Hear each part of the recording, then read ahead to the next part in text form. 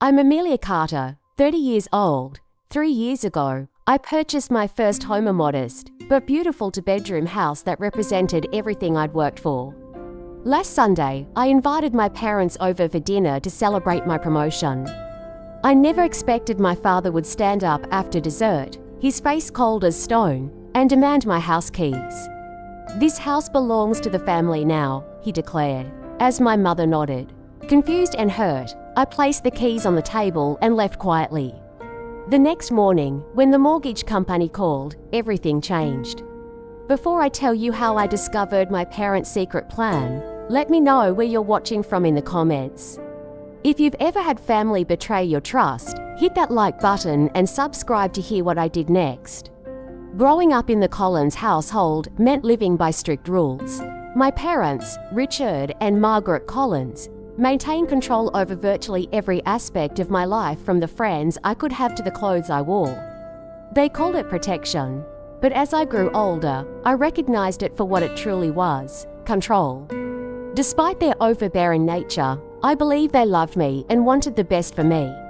I just thought their methods were outdated and extreme. After high school, I fought hard for independence. While they insisted I attend the local community college and live at home, I applied for scholarships behind their backs. When the acceptance letter from State University arrived with a full academic scholarship, they couldn't argue with free education, though they made their disappointment clear. Those 4 years away transformed me. I discovered my aptitude for finance and my passion for helping others manage their money responsibly. My career in financial consulting began with an entry-level position at Richardson Financial Group. I worked ridiculous hours, took on extra projects, and earned certification after certification. By age 29, I had tripled my starting salary and saved enough for a down payment on my own home. My parents suggested I buy a condo in their neighborhood or, better yet, build an addition onto their house. When I purchased my craftsman-style home across town instead, they barely masked their disapproval. "It's too much house for one person," my father said during the housewarming. "You're wasting money on extra space," my mother added, refusing to admire the hardwood floors I'd refinish myself. That house represented everything to me: freedom, accomplishment, security. I'd spent weekends painting walls, installing ceiling fans, and creating a home office where I often worked late into the night. The backyard garden became my sanctuary, the kitchen my creative space. Every corner held meaning. It wasn't just property. It was the physical manifestation of breaking generational patterns of dependence. Recently, I'd earned a significant promotion to senior consultant with a substantial raise and the chance to build my own client portfolio. After 5 years of watching senior colleagues take family vacations while I covered their clients, I was finally reaching the next level. The celebration dinner was supposed to mark this milestone. Looking back, I should have noticed the warning signs. My father's questions about my mortgage had grown increasingly specific. What bank holds your loan? Is it a 15 or 30-year term? Did you refinance with these low rates? At the time, I thought he was making conversation or possibly considering refinancing their own home. My mother's behavior shifted too. She began asking to store family heirlooms at my house, claiming their attic was too damp. "These should stay in the family," she would say while arranging antique picture frames on my mantel, as if my house were an extension of theirs. I'd been generous with my parents over the years. When they mentioned struggling with property taxes, I sent checks. When their furnace died last winter, I covered half the replacement cost. I never asked for a payment. They were family, after all.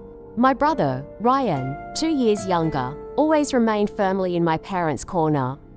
As a contractor who still lived in an apartment above my parents' garage, he enjoyed a symbiotic relationship with them. They provided cheap housing, he handled home repairs and reinforced their worldview. Unlike me, Ryan never challenged their authority or questioned their decisions. In family disagreements, he invariably sided with them, often reminding me how much our parents had sacrificed. My best friend, Stephanie, had warned me countless times. "Your parents don't want you to succeed beyond them," she said after they diminished my excitement over the promotion. "They talk about family loyalty, but they're using that to keep you obligated to them. I dismissed her concerns as overly dramatic, assuring her that despite their flaws, my parents ultimately wanted me to thrive. Trust me, I told her, they're just old-fashioned.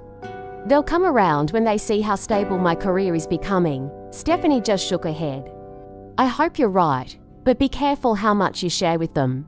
Information is power, and they've spent your whole life maintaining power over you. I should have listened more carefully to Stephanie. I should have questioned why my mother insisted on having a spare key in case of emergencies. I should have wondered why my father suddenly wanted to review my home insurance policy to make sure you're getting a good rate. The signs were there, but I was blinded by the belief that family would never truly betray you. How wrong I was. I spent all day preparing for that Sunday dinner. I marinated steaks, my father's favorite, and prepared roasted garlic mashed potatoes just the way my mother liked them, with extra butter and a hint of rosemary. I even baked an apple pie from scratch using my grandmother's recipe. The dining room table was set with the good china I rarely used. Candles were lit, and a bottle of expensive Cabernet was breathing on the counter. This dinner represented more than a celebration of my promotion. It was my attempt to show my parents I had truly made it. Perhaps, finally, they would see me as a successful adult worthy of their respect, rather than the child they still tried to direct and control. Around 5 o'clock, the doorbell rang. I smoothed my dress, took a deep breath, and opened the door with a broad smile. My smile faltered when I saw not just my parents, but my brother, Ryan, standing on the porch. I hope you don't mind, my mother said, already stepping inside without waiting for a response. Ryan didn't have any plans tonight, so we brought him along. Of course not, I lied, quickly calculating whether I had enough food for an extra person. The more, the merrier. My father handed me a bottle of inexpensive wine, the kind you pick up at the grocery store checkout. Brought your favorite, he said, though it had never been my favorite. During appetizers, the conversation remained superficial. My mother commented on the new curtains in the living room, asking where I got them and how much they cost. My father inspected the recent backsplash I'd installed in the kitchen, pointing out a small area where the grouting was uneven. Ryan said little, constantly checking his phone and smirking at texts. As I served the main course, I decided it was time to share my news. I wanted to tell you all in person why I arranged this dinner. I began, filling their wine glasses. I've been promoted to senior consultant at Richardson. It comes with a significant raise, my own office, and the chance to build my own client list. The silence that followed lasted a bit too long before my mother said, "That's nice, dear. Will you have to work more hours? That doesn't seem healthy." My father chewed his steak thoroughly before asking, "How much more will you be making?" When I told him, his eyebrows rose slightly, and he exchanged a quick glance with my mother. "Well, good for you," he said finally. "About time they recognized your work." Ryan snorted softly. "Must be nice to sit in an office all day for that kind of money." I felt the familiar disappointment settle in my stomach, but pushed it away. "I'm really excited about the opportunities. I've worked really hard for this." "Yes, you always were focused on your career," my mother said in a tone that made it sound like a character flaw. The meal continued with strained conversation. My parents asked few questions about my promotion, but spent 15 minutes discussing Ryan's recent bathroom remodel job for a local restaurant. I noticed my father checking his watch repeatedly as we moved to dessert. As I served coffee with the apple pie, my father suddenly sat up straighter, his demeanor shifting dramatically. "Amanda," he said, his voice oddly formal, "your mother and I have been thinking about your situation." "My situation?" I asked, genuinely confused. He nodded, placing his fork down carefully. "This house, it's too much for you, and frankly, it should be benefiting the entire family." My coffee cup froze halfway to my lips. "What are you talking about? We've discussed it at length," my mother interjected. "As your parents, we've invested everything in you, your education, your upbringing, all the opportunities you've had. This success you're experiencing is a direct result of our investment." Ryan was nodding along, a small smile playing on his lips. "Your home," my father continued, "is essentially the result of family investment. We've decided it's time to recognize that officially. What exactly are you saying? I asked, my voice barely audible. My father's face hardened. We're saying that this house belongs to the family now. Your mother and I will be moving in, and Ryan will handle the renovations we've been planning. Ryan leaned forward. I'm thinking we'll knock out that wall between the kitchen and dining room first. Open up the floor plan. Mom's always wanted an open concept. I looked from face to face, waiting for someone to break into laughter, to reveal this as some elaborate, albeit cruel, joke.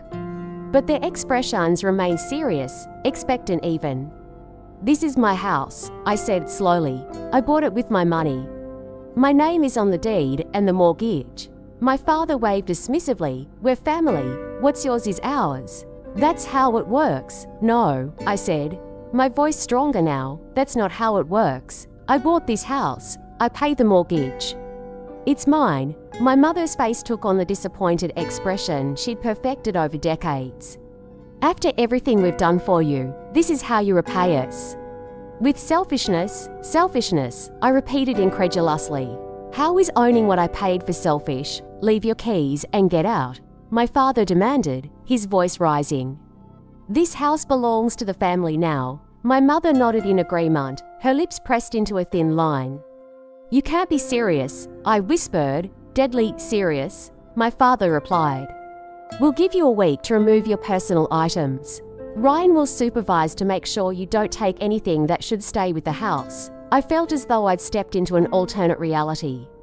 These people my family were calmly discussing stealing my home, acting as if they had every right to it. The shock rendered me momentarily speechless. In that moment of stunned silence, my father extended his hand. Keys, now. Something inside me went very still and quiet. Without a word, I removed my house keys from my purse, placed them on the table, and stood up. I grabbed only my phone, wallet, and car keys. You'll regret this, my father called as I walked to the door. I didn't respond. I closed the door behind me, got into my car, and drove to Stephanie's apartment across town, tears blurring my vision the entire way. They've lost their minds, Stephanie declared after I explained. You need a lawyer first thing tomorrow. They're my parents, I said weakly. There must be some misunderstanding. Stephanie grabbed my shoulders. Amanda, listen to me. They just tried to steal your house. This isn't a misunderstanding, it's a crime. As I lay awake on Stephanie's couch that night, I replayed the dinner conversation repeatedly. Had I somehow given them the impression the house was a family investment? Had I missed something critical in our relationship that would explain this bizarre behavior? No matter how I analyzed it, I couldn't make sense of what had happened.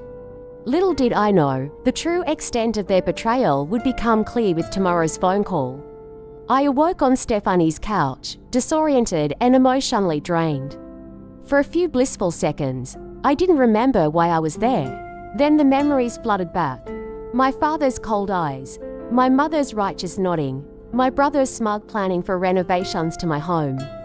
My home, Stephanie had already left for work, leaving a note encouraging me to eat something and call an attorney. I was scrolling through a list of real estate lawyers when my phone rang, unknown number.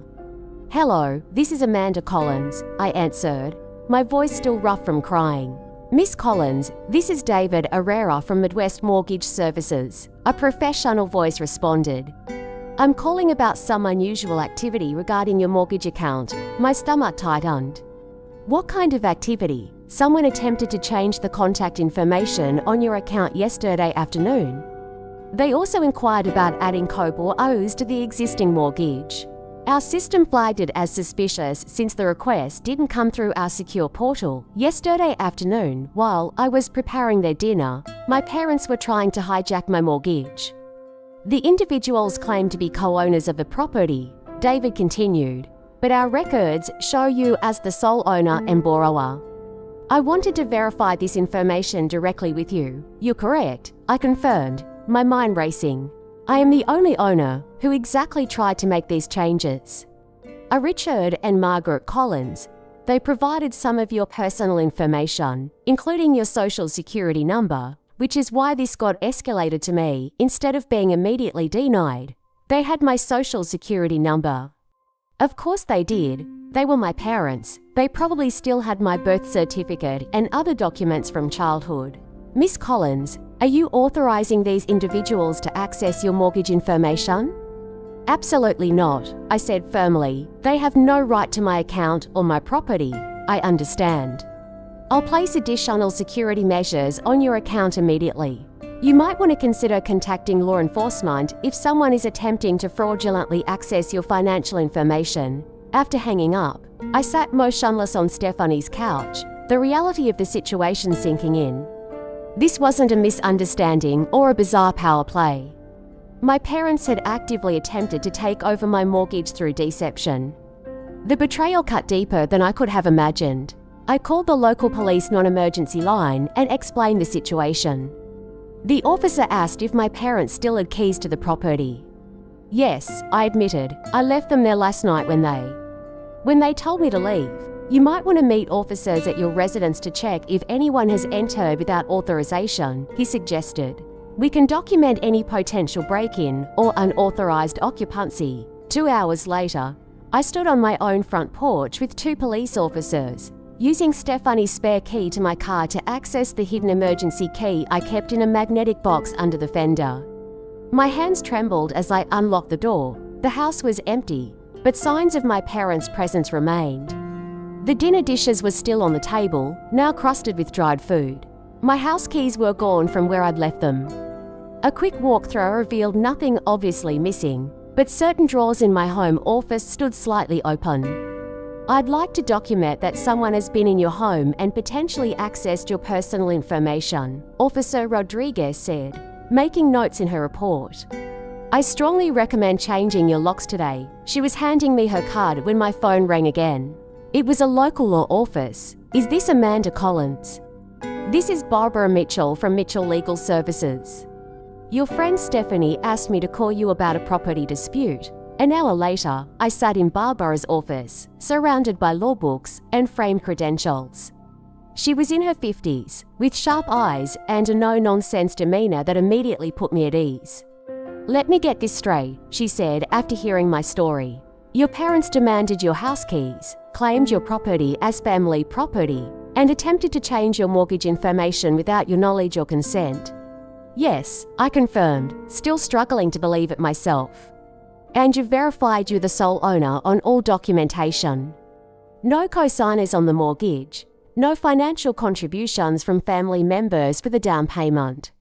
None, I said. I saved for the down payment myself. Every mortgage payment has come from my account for the past 3 years, Barbara nodded, making notes. With your permission, I'd like to run a comprehensive background check on your parents. If they've attempted this type of fraud before, it could strengthen any case we build. I hesitated only briefly before agreeing. Within 30 minutes, Barbara's investigator had compiled a troubling report. Your parents have significant financial problems, Barbara explained, reviewing the information. 3 credit cards in collections, a tax lien from 2 years ago, and it appears they've taken a second mortgage on their own home recently. They're underwater financially. The picture became painfully clear. My parents weren't just being controlling, they were desperate. My recent promotion and raise had likely convinced them I could solve their financial problems by taking my house. What's most concerning, Barbara continued, is this isn't their first attempt at something like this? There was a complaint filed by your maternal grandmother 7 years ago, alleging your parents attempted to transfer her retirement accounts into their names. The complaint was later withdrawn, but the documentation exists. My grandmother had always been kind, but somewhat distant. She passed away 5 years ago, and my parents handled all her affairs. Now I wondered what really happened between them. I broke down in Barbara's office, the weight of betrayal crushing my chest. Not only had my parents attempted to steal my home, but they had a history of financial manipulation. How could I have been so blind? I know this is overwhelming, Barbara said gently, passing me a box of tissues, but we need to act quickly to protect your assets. First, we'll send a formal cease and desist letter. Then we'll file for a temporary restraining order to keep them away from your property while we sort this out. As I sign the necessary paperwork, My phone buzzed with text messages from my brother. You're overreacting. Parents just want to help you manage the house. Family looks out for each other. You've always been selfish. Dad says if you get lawyers involved, you're no longer welcome at family gatherings. I showed the messages to Barbara, who added them to her file. Classic manipulation tactics, she observed. They're trying to make you feel guilty for protecting your own property. When I left the attorney's office, Stephanie was waiting outside to drive me to a locksmith. You're staying with me until this gets sorted, she insisted. I don't trust them not to show up at your place. I can't impose on you like that. I protested weakly. You're not imposing, she said. You're accepting help from someone who actually cares about your well-being, not what they can take from you. That night, after changing all my locks and setting up credit monitoring alerts, I received a call from my boss, Martin. Amanda, I heard you're dealing with a family emergency, he said, concern evident in his voice.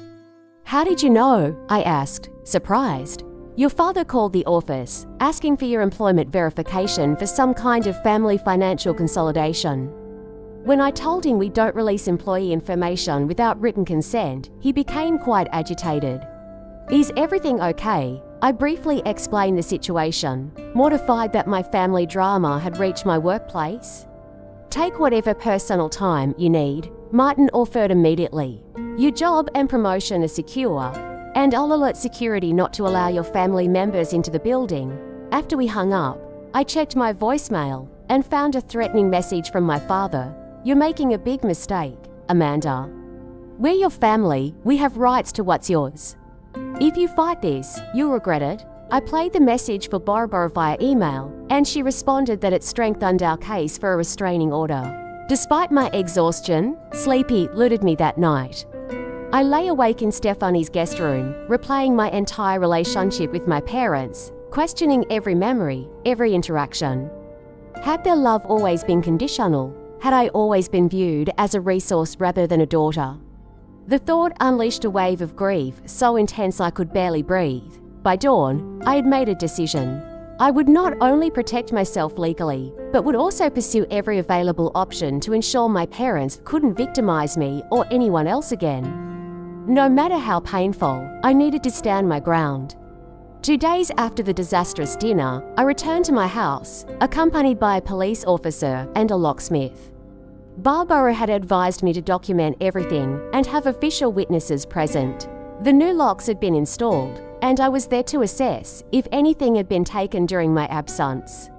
As we pulled into the driveway, I was shocked to see my parents' car and my brother's truck parked on the street. My stomach dropped. Those cars belong to my parents, I told Detective Wilson. They shouldn't be here. Stay in the car until I check it out, he instructed, approaching my front door. Through my windshield, I watched him knock and identify himself. The door opened to reveal my father, looking indignant but not surprised. After a brief conversation, Officer Wilson motioned for me to join them. Walking up my own sidewalk felt surreal, like approaching a stranger's home. When I reached the porch, I could see past my father into the living room, where my mother and Ryan were arranging my furniture. They had actually moved my couch to the opposite wall and were in the process of taking down the artwork I had carefully selected. Miss Collins has identified you as unauthorized occupants of her residence, Officer Wilson stated formally. Can you provide documentation showing you have a legal right to be in this property? My father puffed up his chest. We're her parents. This house is family property. Do you have your name on the deed or mortgage? The officer asked. No, we don't need that. We're family, my father insisted. We contributed to her success, which paid for this house. That's not how property law works, sir. Unless your name is on the legal documents, you have no right to enter or occupy this residence without the owner's permission. My mother stepped forward, tears already forming. Amanda, how could you bring police to your family? We raised you better than this. I found my voice. How could you try to steal my house? You raised me better than that. Ryan emerged from the hallway, carrying a box of what appeared to be my personal documents. This is ridiculous. We're just helping organize things. By taking my personal files, I challenged. Put that down, Ryan. Miss Collins, Officer Wilson interjected, "Do you want these individuals removed from your property?" "Yes," I said firmly, ignoring my mother's gasp. "And I want to check what they've taken." What followed was one of the most uncomfortable experiences of my life. Under police supervision, my family was required to leave my home.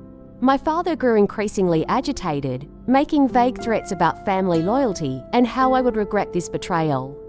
My mother alternated between crying and cold anger. Ryan simply glared at me, muttering about my true colors finally showing.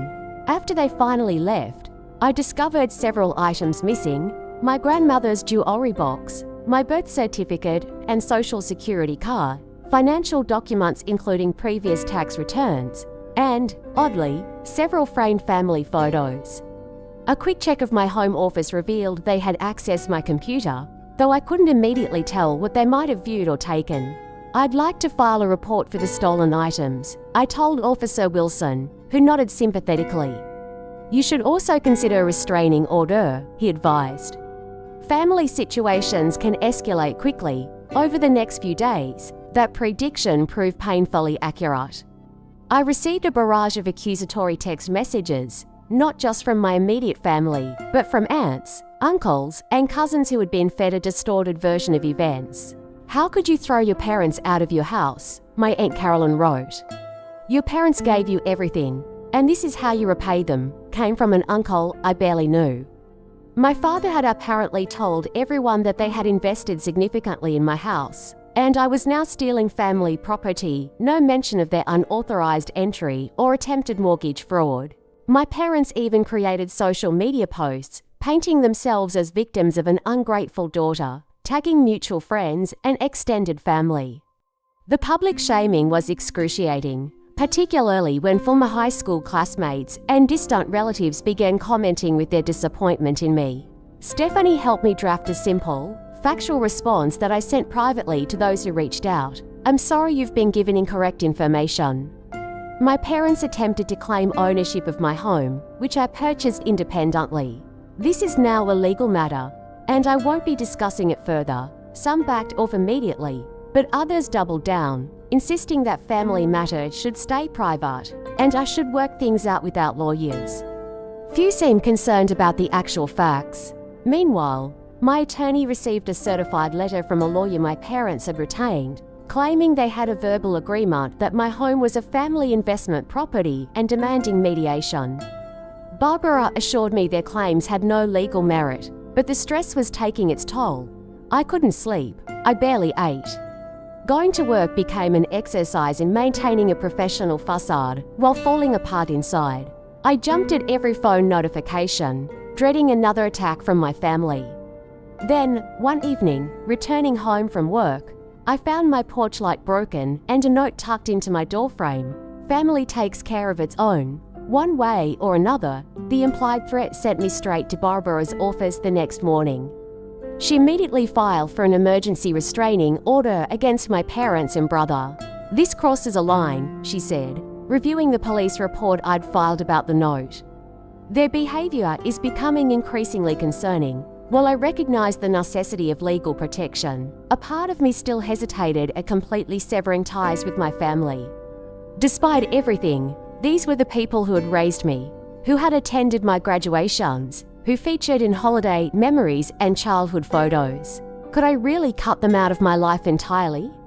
"I know this is difficult," Barbara said gently, reading my expression. "But ask yourself, if these weren't your parents, if they were friends or colleagues who treated you this way, would you hesitate to protect yourself?" That night, I lay awake in my newly secured home, surrounded by new security cameras and motion sensor lights, feeling more alone than I ever had. Around 3 a.m., I finally admitted to myself what I'd been avoiding. The parents I thought I had flawed, but loving didn't exist.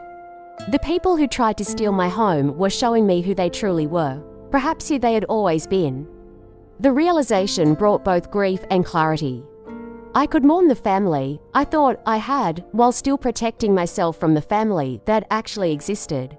The next morning, I contacted a therapist who specialized in family trauma and made an appointment. If I was going to navigate this betrayal, I needed professional support. As I was leaving for work, my credit monitoring app pinged with an alert. Someone had attempted to open a credit card in my name. The application had been flagged because the address listed was my parents' home. I forwarded the alert to Barbara, who added it to our growing file of evidence. Identity theft is a serious crime, she noted. This strengthens our case significantly. 2 days later, I received notice of our court date for the restraining order hearing. Barbara prepared me for what to expect, warning that my parents would likely play the role of concerned, loving family members wrongfully accused. The judge will look at evidence, not emotions, she assured me, and we have substantial evidence of their inappropriate and potentially criminal behavior. The night before the hearing, I could barely function from anxiety. The thought of facing my family in court, of publicly acknowledging their betrayal, made me physically ill. But beneath the anxiety was a growing sense of resolve. I had done nothing wrong. I had worked hard for everything I had. I deserved to protect what was mine, no matter how painful the confrontation would be. I would not back down. The county courthouse was intimidating, all marble columns and echoing hallways. I arrived early with Barbara, dressed in a conservative navy suit, my hands shaking slightly as I clutched my portfolio of evidence.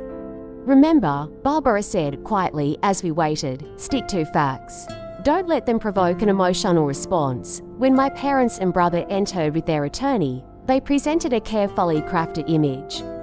My father looked distinguished in a suit that had seen better days. My mother appeared fragile and teary-eyed, clutching her purse like a lifeline. Ryan stood protectively beside them, playing the role of supportive son. They didn't acknowledge me, though my mother's eyes briefly met mine before darting away.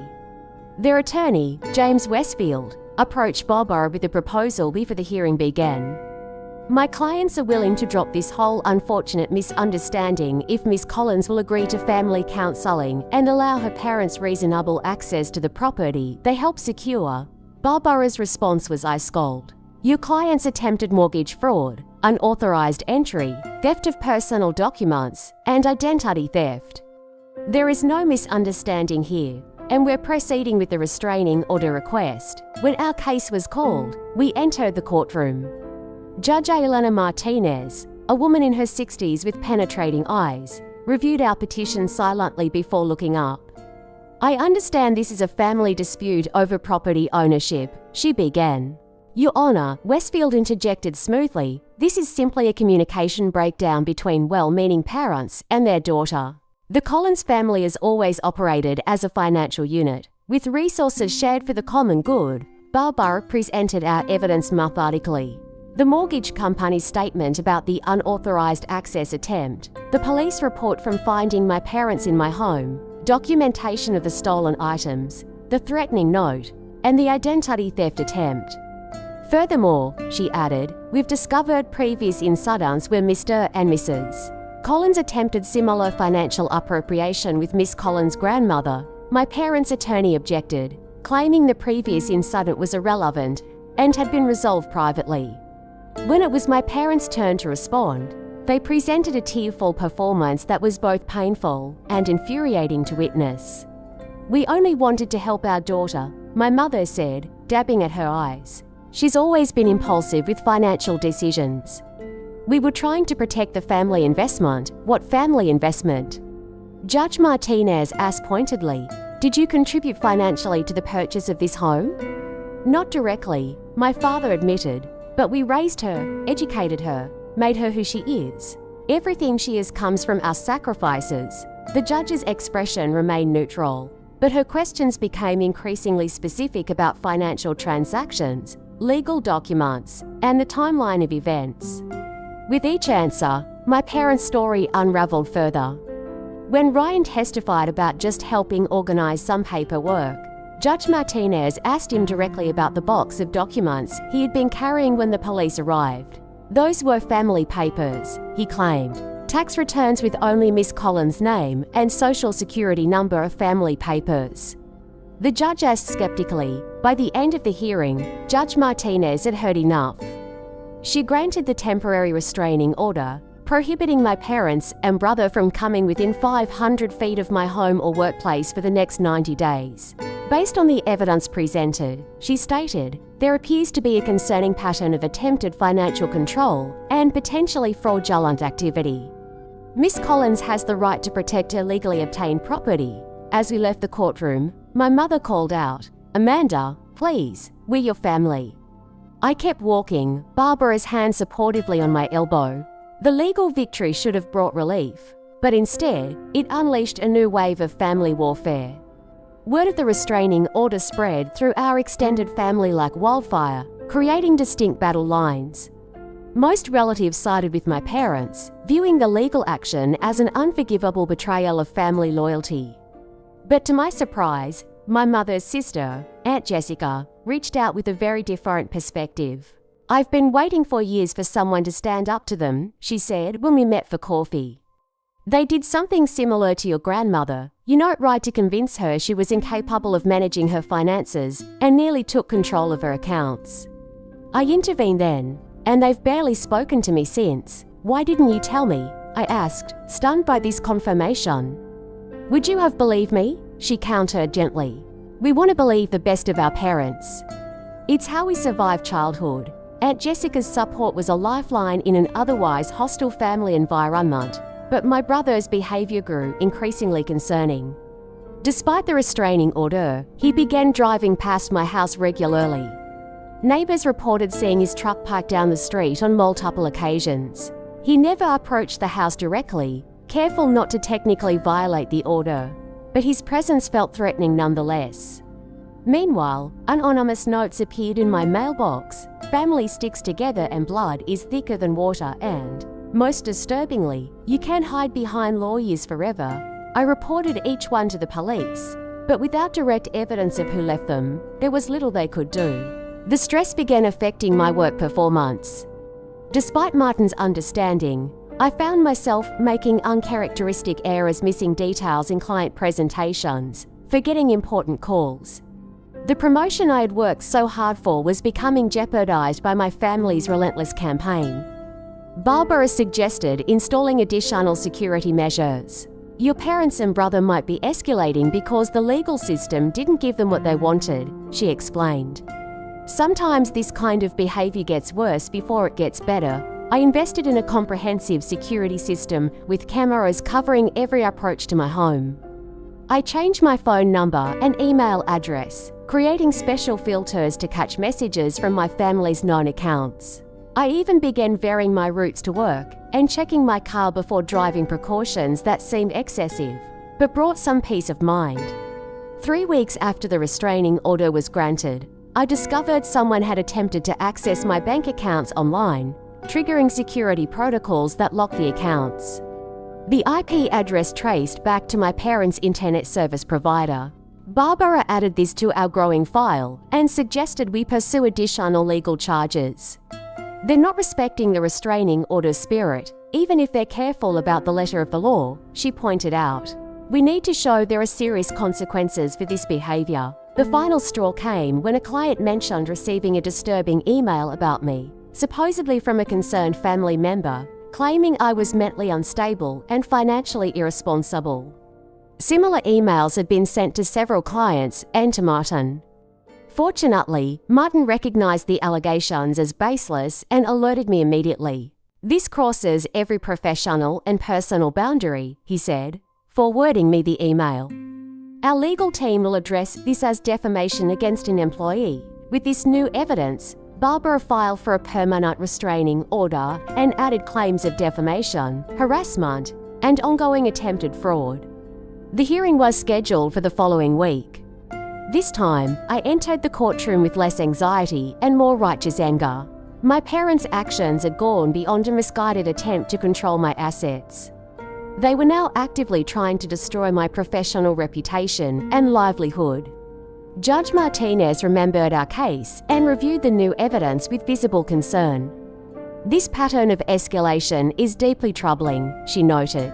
"What began as a property dispute has evolved into what appears to be a coordinated campaign of harassment."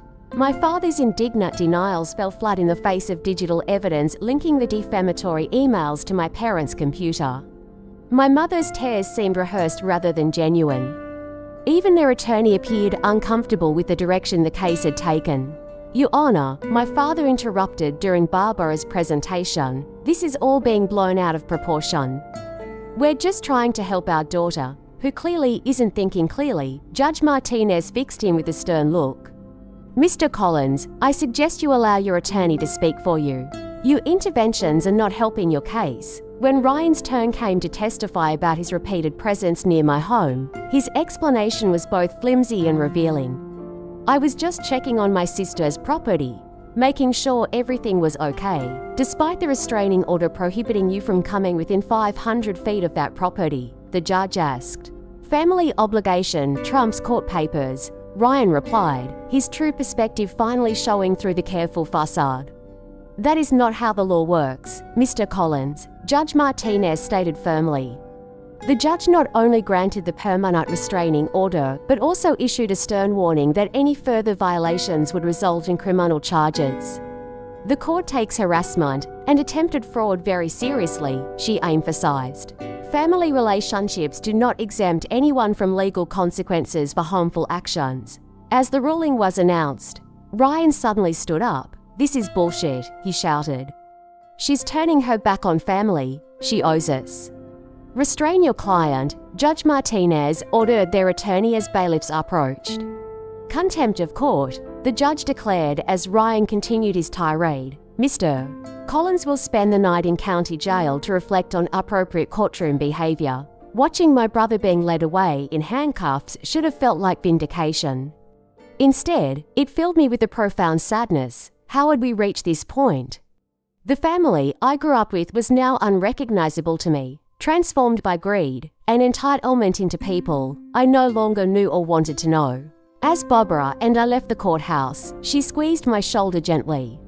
"It's never easy when family turns on you," she said, "but you've handled this with remarkable strength." I didn't feel strong. I felt hollowed out, exhausted by months of constant anxiety and grief. The legal battle might be won, but the emotional war was far from over.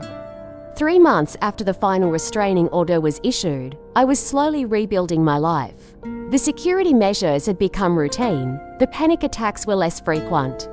My work performance had stabilized, and I was finally beginning to enjoy the benefits of my promotion. Then came the text message from an unknown number, "We should talk." "Coffee at Sterling's tomorrow, Dad." My heart raced as I forwarded the message to Barbara, who confirmed it technically violated the restraining order, but advised letting it go, unless they persisted. "Sometimes it's better to conserve your emotional energy," she suggested. "They may be testing boundaries." A week later, a formal letter arrived from my parents' attorney, proposing a family reconciliation meeting at a neutral location with both legal representatives present. After discussing it with my therapist, Dr. Levine, I cautiously agreed. "You've done tremendous work processing this trauma," she said during our session. "Meeting them from your position of strength might provide closure." Regardless of the outcome, the meeting was set for a private room at a local restaurant. Barbara accompanied me, while my parents brought their new attorney, a woman named Patricia Wong, who specialized in family mediation. My parents looked different, somehow smaller, less intimidating. My father had lost weight, and my mother's hair showed more grey than I remembered. They sat stiffly across the table, hands clasped before them like penitent schoolchildren. "Thank you for agreeing to meet," my father began formally. "We've had time to reflect on our actions." What followed was not quite an apology. They acknowledged misunderstandings and poor communication, but stopped short of taking full responsibility for their attempted theft and subsequent harassment. "We only wanted what was best for the family," my mother insisted. "Perhaps our methods were misguided." I repeated, maintaining my composure with effort. "You tried to steal my house, stole my personal documents, attempted identity theft, and tried to damage my professional reputation. Those aren't misguided methods. Those are crimes." My father's jaw tightened. "We've admitted we made mistakes. What more do you want?" "Actual accountability," I replied. "Recognition of what you really did and why, and assurance it will never happen again to me or anyone else." Their attorney suggested we focus on moving forward rather than dwelling on past grievances. Barbara quickly countered that accountability was essential to any meaningful reconciliation.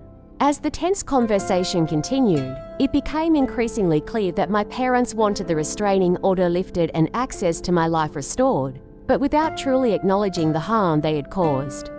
They framed their actions as misunderstood attempts to help rather than the controlling, manipulative behavior they actually were. "We're your parents," my mother said tearfully.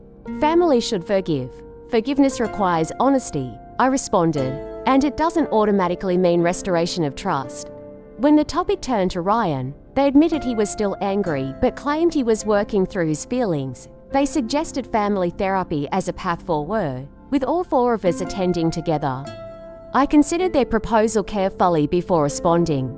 "I'm open to continued communication under certain conditions," I finally said.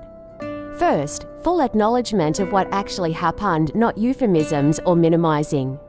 Second, individual therapy for each of you before any group sessions. And third, absolutely no discussion of my finances or property. Those topics are permanently off limits. My father's face darkened. "So you get to dictate the terms of our relationship now." "I get to set boundaries," I corrected him. "You get to decide if you can respect them." The meeting ended without resolution. My parents would think about my conditions, but their body language and tone suggested they found them unreasonable. As Barbara and I walked to our cars, she nodded approvingly. "You were clear, firm, and fair. The ball is in their court now." 2 days later, I received a letter from my parents, not through their attorney, but a personal note in my mother's handwriting. It contained no apology, only a statement that if I couldn't forgive and forget without conditions, then perhaps it was best we take a break from communication. The letter ended with, "When you're ready to be part of this family again without all these legal obstacles, you know where to find us." The message was clear. They were unwilling to acknowledge their actions or respect my boundaries. In their view, I was the problem. Strangely, instead of devastating me, the letter brought clarity and a sense of peace. I took it to my next therapy session, where Dr. Levine helped me process what it meant. "They're showing you who they are," she observed. "They're showing you that their version of family requires your compliance and surrender of boundaries. So what now?" I asked. "They're still my parents. Now you decide what kind of relationship is healthy for you, if any. Family can be about biology, or it can be about mutual respect and support. Sometimes those overlap, and sometimes they don't." Over the following weeks, I made a conscious decision to focus on rebuilding my life, rather than fixing a family dynamic that the other parties had no interest in changing. I returned to work with renewed focus and energy. I re-engaged with friends I had neglected during the crisis. I even joined a support group for adults dealing with family estrangement, where I found understanding and validation from others with similar experiences. My home, once a source of pride that became tainted by my family's betrayal, needed reclaiming. I hired contractors to renovate the kitchen project they had long planned but never started. I repainted walls, rearranged furniture, and replaced the artwork my parents had tried to remove with new pieces that spoke to me. Each change helped erase the memory of finding them in my space, attempting to claim it as their own. For added security and peace of mind, I installed a comprehensive smart home system that alerted me to any activity around my property. The constant fear of finding threatening notes or seeing my brother's truck gradually subsided as weeks passed without incident. 6 months after the final court hearing, I received an unexpected promotion at work. Martin called me into his office to deliver the news personally. "The way you handled yourself during that family crisis impressed everyone in upper management," he said. "You showed remarkable professionalism and resilience under extreme stress." Those are exactly the qualities we need in our new Director of Client Services. The irony wasn't lost on me. The very crisis my family had created ultimately advanced the career they had tried to diminish. In attempting to control me, they had inadvertently pushed me toward greater independence and success. As the holiday season approached, traditionally a difficult time for those estranged from family, Stephanie and several other friends invited me to join their celebrations. "Chosen family is still family," Stephanie insisted. "Sometimes it's the healthier version. The first Thanksgiving without my parents and brother felt strange, but not as painful as I had feared. Surrounded by friends who genuinely supported me and respected my boundaries, I found myself enjoying the holiday in a way I hadn't in years.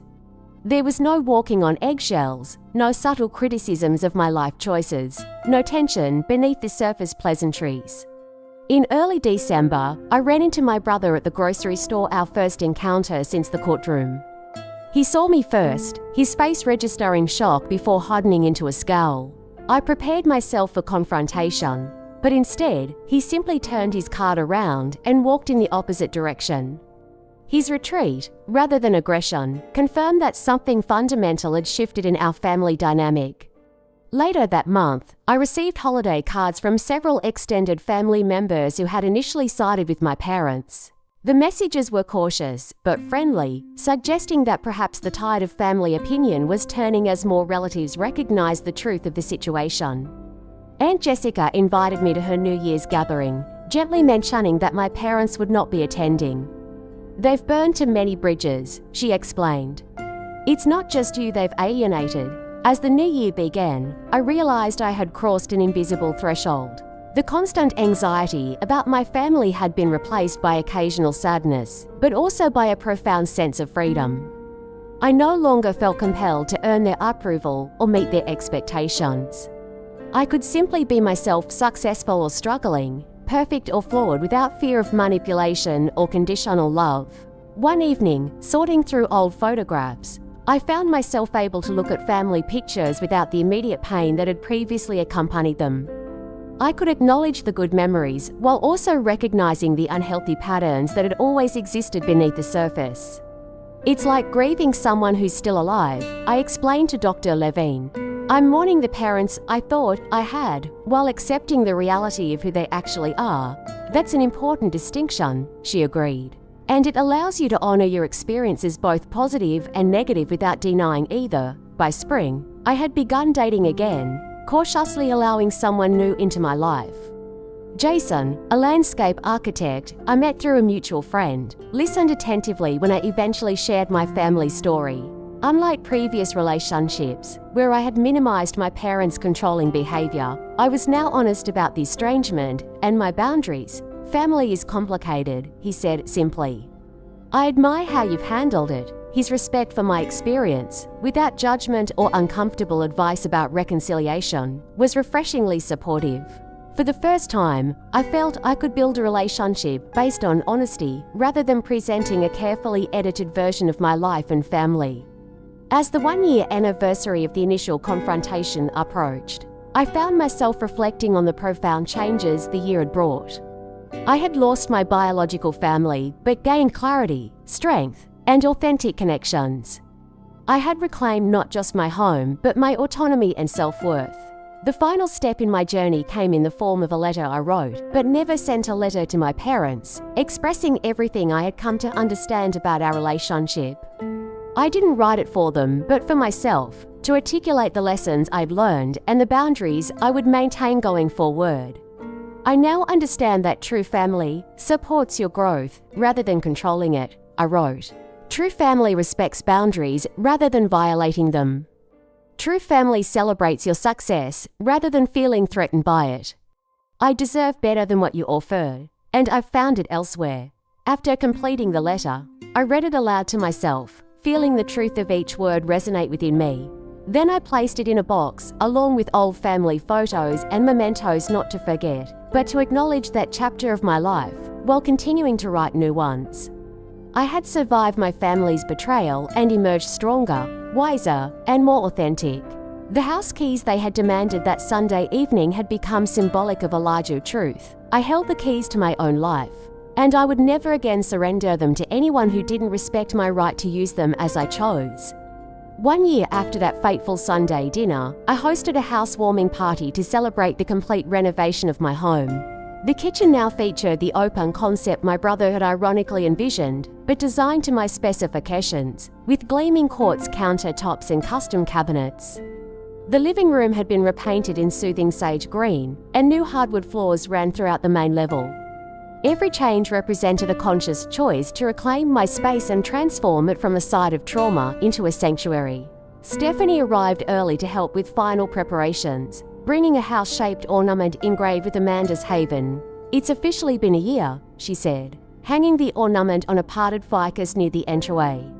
"How were you feeling?" "Lighter," I replied after considering the question. "Like I've put down something heavy I didn't realize I was carrying all my life." The gathering included colleagues, friends from my support group, Aunt Jessica, and even Barbara, who had become more than just my attorney. The house filled with conversation and laughter, a stark contrast to the tension-filled family gatherings of my past. My journey toward healing hadn't been linear. There were still days when grief ambushed me, usually triggered by small things: finding an old birthday card signed "Love Always," Mum and Dad, hearing a song that reminded me of childhood road trips, or simply driving past their neighborhood. But those moments no longer derailed me completely. I had developed tools to acknowledge the pain without being consumed by it. Dr. Levine had helped me establish healthy boundaries in all areas of my life. I learned to recognize warning signs in relationships, personal and professional, and to address concerns directly rather than accommodating behaviors that made me uncomfortable. The people worth keeping in my life respected these boundaries. Those who didn't naturally filtered themselves out. My promotion to Director of Client Services came with new responsibilities that challenged and energized me. I found myself mentoring younger colleagues, particularly those struggling with work-life balance or family pressures. My experience had given me perspective and empathy that made me a more effective leader. "You've helped me stand up to my parents about career choices," Emily, a junior consultant, told me during a mentoring session. "Seeing how you've thrived despite family conflict gives me hope." Though I never shared the specific details of my family situation at work, the general outline of my story had spread, and several colleagues confided similar experiences. What once felt like a shameful secret became a source of connection and mutual support. The community support group I joined eventually asked me to co-facilitate meetings. Twice monthly, I sat in a circle with others navigating family estrangement, sharing strategies for holidays, handling mutual acquaintances, and processing the complex emotions that accompanied setting boundaries with parents or siblings. Family estrangement isn't a failure, I often reminded the group.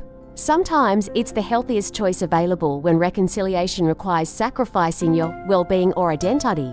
3 months after my housewarming, I encountered my brother unexpectedly at the hardware store. Our eyes met across the paint section, and his face immediately hardened. Instead of avoiding me as he had previously, he approached with barely contained hostility. "Mum's been sick," he said without greeting. "Not that you'd care." The accusation stung, but I maintained my composure. "I'm sorry to hear that. I hope she's getting good care. Now you're concerned." After tearing the family apart, his voice rose, drawing attention from nearby shoppers. "Ryan, this isn't the place for this conversation," I said quietly. "There is no place for it because you chose lawyers over family," he snapped before walking away, leaving his shopping basket abandoned beside the paint chips. The encounter left me shaken, but also confirmed I had made the right decision. Ryan's anger remained unchanged, showing no recognition of the harm my parents had attempted to cause. In his narrative, I remained the villain for protecting myself. Through Aunt Jessica, I occasionally heard updates about my parents. Their financial troubles had apparently worsened. They had been forced to refinance their home again and were considering downsizing. My father had taken a part-time job in retirement, and my mother complained frequently about their circumstances to anyone who would listen. "They still blame you," Aunt Jessica reported candidly. "In their version, you owe them for raising you, and your success should be their retirement plan, rather than satisfaction at their struggles." I felt a complicated mix of sadness and relief, sad for the relationship we might have had under different circumstances, but relieved that their financial problems were no longer mine to solve. My own relationship with money had transformed. Working with a financial therapist alongside Dr. Levine helped me recognize unhealthy patterns I had absorbed from my family, equating money with worth, seeing financial success as something to hide or apologize for, and feeling guilty about setting boundaries around lending and giving. Money is just a tool, my financial therapist emphasized. It's not a measure of your value as a person, and it's not something you owe to others simply because they want it. This perspective allowed me to be more intentional with my finances. I established a structured giving plan, supporting causes I believed in rather than responding to emotional manipulation. I created clear guidelines for when and how I would help friends in need, ensuring my generosity came from choice rather than obligation or guilt. Perhaps the most significant development in my healing journey was my growing relationship with Jason. Unlike previous partners who found my family situation too complicated or pressured me to reconcile for the sake of harmony, Jason respected my boundaries without question. "Your family experience is part of you," he said during a deep conversation about our backgrounds, "but it doesn't define you. You've built something beautiful from a difficult situation." His own family was close-knit, but respectful of adult children's autonomy, a dynamic so different from my experience that it initially felt foreign. The first time I attended a holiday gathering with them, I braced myself for underlying tension or passive-aggressive comments that never came. Instead, I witnessed genuine affection and healthy disagreement, family members who could differ in opinion while still respecting each other. "Is your family always like this?" I asked Jason afterward. "Like what?" "So normal, functional. No one tried to manipulate anyone or stormed out or made cryptic comments about disappointment." He laughed before realizing I was serious. "That's how family should be. Amanda supportive, but not enmeshed. Loving without conditions." As our relationship deepened, I found myself able to envision a future that included building my own family, something I had previously feared would replicate the toxic patterns I grew up with. Through therapy and self-reflection, I came to understand that awareness was my greatest protection against repeating history. I could choose a different path. On the anniversary of receiving the permanent restraining order, I wrote a letter to myself, acknowledging my growth and resilience. It wasn't about celebrating the legal victory, but recognizing the inner strength that had carried me through the darkest period of my life. "You survived the unimaginable," I wrote. "You protected what was yours, not just your property, but your dignity, your independence, your right to self-determination. You discovered that family isn't defined by DNA, but by respect, support, and unconditional positive regard. You learn that forgiveness doesn't require reconciliation, and boundaries aren't selfish, but necessary for healthy relationships. Most importantly, you found your voice and the courage to use it." This letter, unlike the one I had written to my parents, I kept in my nightstand drawer to read whenever doubts crept in or when lingering guilt threatened my peace. The true meaning of ownership became clearer to me through this journey. Owning property was significant, but owning my life, my choices, my values, my right to determine who had access to my heart and home, this was the real achievement. My parents had attempted to claim ownership of everything I had built, but in doing so, they had inadvertently given me something precious: the courage to define family on my own terms and build connections based on mutual respect rather than obligation. During a quiet moment at home, surrounded by the space I had reclaimed and transformed, I considered how to share this journey with others who might be struggling with similar family dynamics. The support group was one avenue, but perhaps there were other ways to transform my experience into something that could help others. What does family truly mean? Is it defined by blood and legal ties, or by the quality of connection and respect between individuals? How do we honor our needs for both belonging and autonomy? These questions had no simple answers, but exploring them had led me to a more authentic life than I had ever imagined possible. As I prepare to share this story with you, I wonder about your experiences with family, boundaries, and betrayal. Have you ever had to choose between peace and relationship? What helped you navigate that difficult territory? Share your thoughts in the comments below. And if this story resonated with you, please like and subscribe to hear more journeys of resilience and self-discovery. Remember that wherever you are in your own story, you deserve relationships that honor your worth and respect your boundaries. Thank you for witnessing my truth, and I wish you courage on your own path toward authentic connection.